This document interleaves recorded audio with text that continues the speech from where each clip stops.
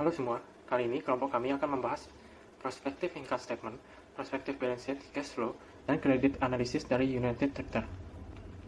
Yang selanjutnya adalah prospective income statement. Jumlah target penjualan tahun 2020 yang diberikan oleh pihak United Tractor tidak berbeda jauh dengan realisasi tahun 2019, yang berarti bahwa jumlah pendapatan tidak akan berbeda jauh juga. Perkiraan laba United Tractor pada tahun 2020 tidak berbeda jauh dengan hasil perhitungan pada tahun 2019, karena perubahan 2018 ke 2019 tidak berbeda jauh juga. Maka, target penjualan tersebut sesuai dengan perhitungan prediksi pertumbuhan income statement pada tahun 2020. Karena nilai dari GPM dan NOPAT margin United Tractor juga stabil sehingga dapat dikatakan prediksi jumlah penjualan, laba bersih, dan laba kotor pada tahun 2020 tidak akan berbeda jauh dengan tahun 2019. Namun, karena pada tahun 2020 terjadi pandemi, maka perhitungan yang normal kurang tepat, karena hampir seluruh perusahaan mengalami penurunan pendapatan dari biasanya. Begitu pula juga dengan United Tractor. Sebagai perbandingan, dari kami memakai data dari kuartal 3 tahun 2019 dan kuartal 3 pada tahun 2020. Ternyata benar, pada tahun 2020, kuartal 3 dan 2019 dapat perubahan signifikan pada pendapatan bersih dan juga laba bersih. Maka didapatkan bahwa pendapatan penurunan sekitar 30% pada total pendapatan dan 40% dari laba bersih dibanding dalam keadaan normal. Penurunan jumlah pendapatan dipengaruhi oleh penurunan jumlah penjualan alat berat yaitu sebesar 54%, sedangkan penurunan pendapatan dari hasil tambang yaitu sebesar 10-20%. Jumlah kas pada awal tahun 2017 dan 2018 memiliki jumlah yang hampir sama, tetapi pada awal tahun 2019 jumlah kasnya berbeda jauh dari tahun-tahun sebelumnya. Perubahan tersebut paling dipengaruhi oleh kas aktivitas operasi. Kemudian terdapat perbedaan yang cukup signifikan dalam jumlah arus kas dari aktivitas operasi pada tahun 2018 ke 2019. Perbedaan pada tahun 2018 karena peningkatan penjualan pada tahun 2019 berkurang kembali. Itu karena persediaan yang dibeli sudah jatuh tempo tahun 2019. Hal tersebut juga dapat terlihat dari pengurangan jumlah utang usaha yaitu dari 39,548 ke 21,728. Kemudian penggunaan arus kas dari aktivitas investasi pada tahun 2018 paling besar karena adanya arus kas yang digunakan untuk perolehan saham yaitu akuisisi 95% saham PT Aginco Resources, yaitu dia adalah perusahaan yang bergerak di bidang eksplorasi, penambangan, dan pengolahan mineral emas. Kemudian aktivitas pendanaannya pada tahun 2018 dan 2019 pada entitas induk dipengaruhi penuh oleh pembagian dividen, sedangkan 2017 terdapat juga penerimaan pinjaman bank dari entitas induk. Aktivitas pendanaan lebih banyak dipengaruhi oleh aktivitas yang ada pada anak perusahaan yaitu penerimaan pinjaman bank, jangka panjang, dan jangka pendek. Terima kasih. Pada kesempatan kali ini saya akan membahas tentang chapter 10 yaitu kredit analisis. Pertama yang akan kita bahas adalah cash to current ratio aset yang dimiliki United Tractor. Dari data di atas, United Tractor memiliki cash yang cukup banyak dan terjadi paling tinggi pada tahun 2017. Dan cash to current liabilities United Tractor memiliki kemampuan cash yang cukup untuk membayar utang jangka pendeknya.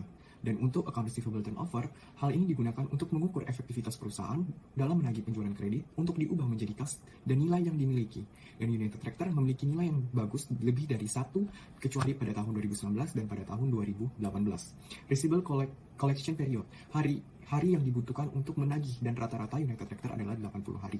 Namun dalam kasus United Tractor, receivable collection period tidak kurang diperlukan karena penjualan United Tractor telah memiliki perjanjian atau kontrak dalam jangka waktu yang telah ditentukan. Kemudian kita akan membahas tentang inventory turnover ratio. Turnover ratio mengalami peningkatan setiap tahunnya yang mempengaruhi pendapatan perusahaan. Dan days to sell inventory digunakan untuk menjual persediaan sisa yang dimiliki perusahaan dan untuk United Tractor termasuk cepat. Namun dalam hal ini juga rasio yang ini kurang diperlukan karena inventory yang dimiliki oleh United Tractor bukanlah bahan baku yang memiliki expire. Days to sell inventory ratio untuk menghitung inventory yang dijual dalam hari setiap tahun mengalami peningkatan. Time interest earned, terdapat penurunan terhadap rasio karena pada tahun 2018 adanya peningkatan beban pajak karena pendapatan meningkat, sedangkan tahun 2019 karena adanya peningkatan utang bank sehingga beban keuangan meningkat. Days in purchase in account payable. Days in purchase in account payable dari United Tractor menunjukkan perubahan setiap tahunnya. Tetapi persentase dari rasio termasuk kecil sehingga hal tersebut menguntungkan perusahaan karena perusahaan memiliki kesempatan untuk menggunakan dana dalam investasi jangka pendek lainnya. Untuk quick ratio dari United Tractor menurun tetapi tergolong aman karena aset lancar selain persediaan dapat mampu sepenuhnya untuk memenuhi liabilitas jangka pendek. Penurunan pada United Tractor diakibatkan karena adanya kenaikan liabilitas jangka pendek yang digunakan untuk aset tetap seperti aset pertambangan.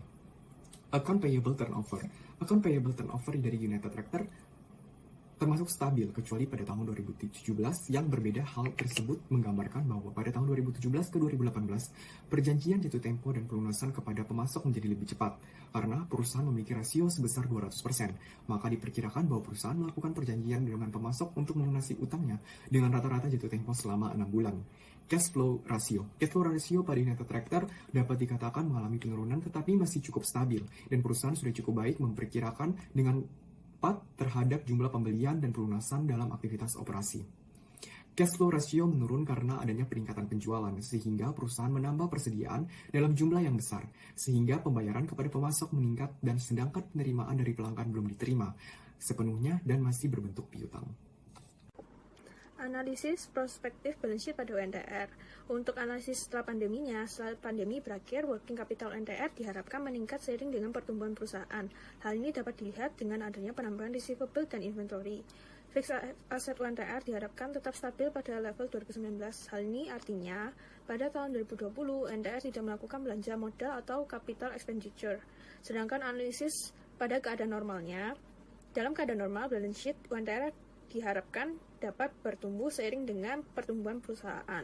Dalam keadaan normal, UNTR juga diharapkan untuk melakukan penambahan aset untuk pertambangan guna mendukung common stock UNTR. Diharapkan tetap pada level yang sama mengingat UNTR belum memiliki rencana untuk melakukan penambahan modal melalui right issue. Sekian presentasi dari kelompok 8 United Tractor.